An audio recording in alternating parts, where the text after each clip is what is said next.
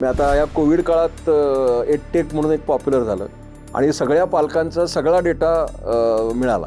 मग काय होतं की बरेच वेळा एज्युकेशन इन्स्टिट्यूटमधले लोक ट्रान्सफर होतात आणि मग असे गुन्हे पुण्यात घडलेत की पूर्ण शाळेमधल्या पालकांचा डेटा एका माणसाने एका पेन ड्राईव्हवर घेतला आणि तो विकला. म्हणजे जे गुन्हेगारी करणारे लोक आहेत त्यांना तो विकला.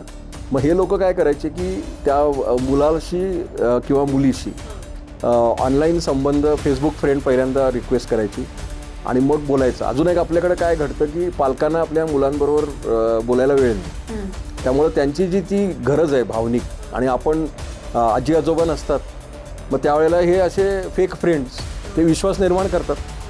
मग त्यांना कधीतरी कॉफीला बोलवतात. चांगले रिलेशनशिप पहिल्यांदा ट्रस्ट म्हणजे तुमच्यावर ते विश्वास निर्माण करतात. मग हळूहळू नंतर सांगतात की असं आहे की तुझ्या आईच्या फोनवर एक OTP आला आहे, मेसेज, तो मला दे.